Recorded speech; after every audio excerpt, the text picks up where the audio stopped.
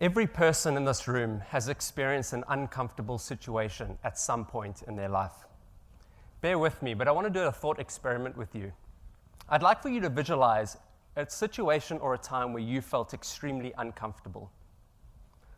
For some of you, that may be that don't like flying. That might be that feeling that you get in your stomach just before you take off or you're about to land.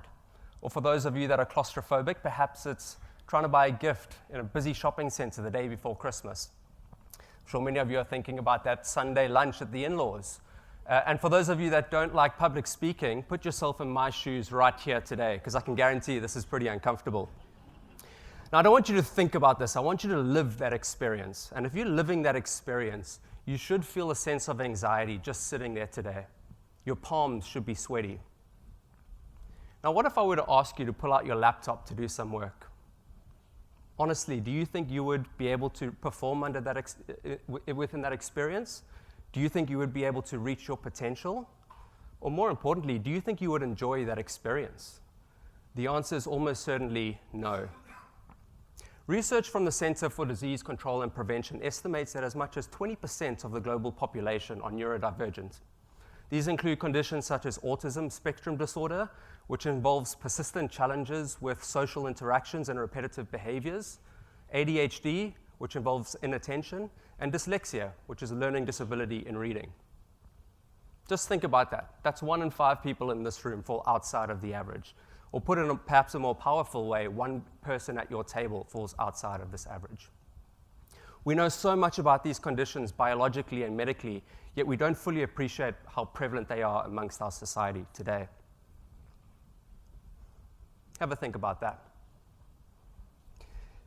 Unfortunately, research also shows that the neurodivergent community are amongst the most underemployed demographic globally.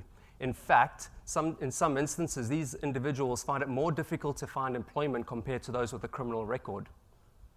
Yet they possess remarkable skills, talents, and work ethics, not in spite of their neurodivergence, but rather because of their neurodivergence. The fact that they're the most underemployed demographic makes very, very little sense. This is personal to me. I'll never forget our conversation back in Cape Town in 2011. My friend Mike and I were having our regular catch-up. We've been friends for many years. And if there was one thing I knew about Mike, it was that he was a genius and he was destined for greatness. I'll never forget the moment he broke down in front of me crying with his head in his hands. For 18 months, he struggled to find employment because of his autism. The very fact that he couldn't hold a normal conversation or even hold eye contact during interviews played against him again and again, and he'd become discontent. Why, I thought? Why would someone with so much talent and so much to offer be struggling to find employment like this? It didn't make any sense to me. We keep talking about this skills shortage and the fight for talent in Australia, and yet we've got this untapped pool of potential that are struggling to find work. Thankfully, some organizations are seeing the opportunity ahead. Let me share another story with you, perhaps one a little closer to home. The Australian Department of Defence is an organization I'm sure we've all heard of, is tasked with the pretty important responsibility of protecting our country and our freedom. Just like any other organization, the Department of Defense has to perform at an exceptionally high level. In fact, you could argue at a higher level than most private organizations around. A few years ago, the Department of Defense identified a growing threat from cybercrime, and as such, wanted to boost their capabilities in their cybersecurity department. So they went on a search to find remarkable people, although they realized that skills pivotal to that role are more commonly found in individuals with autism. And so they intentionally and strategically hired people with autism to boost their cybercrime department capabilities. According to them, these individuals had a remarkable ability to detect pattern irregularities, a keen eye for detail, a high tolerance for complex mental tasks, and high levels of accuracy and consistency. Let that sink in. The most important organization, arguably in our country, is diversifying its workforce by embracing the neurodiverse community. If you're not doing it, you're falling behind.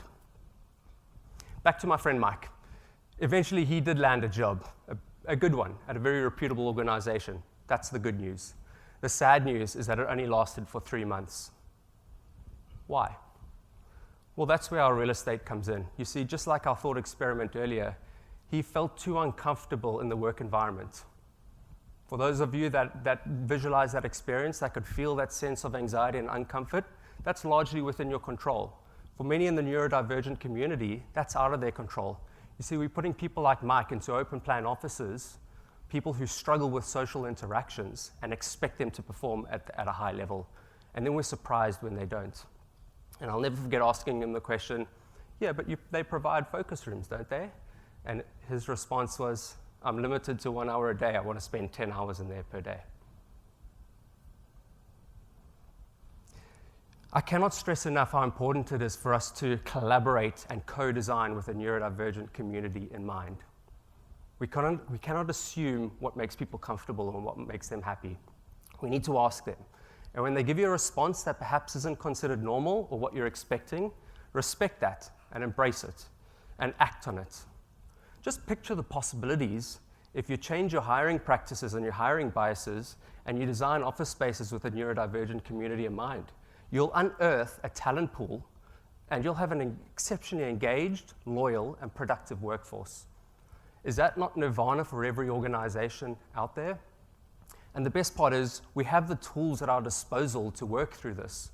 The Well Equity Rating developed by the International Well Building Institute, developed over 2 years with 600 experts on diversity, equity, and inclusion, is a great testament to how we can go about this. And it's being deployed successfully right here in Australia. I'd like to end off my talk with a quote from one of my favorite thought leaders, Simon Sinek. Great organizations don't hire skilled people and motivate them. They hire motivated people and inspire them. You can use your real estate to inspire the neurodiverse community and help people like myself reach their full potential. Thank you.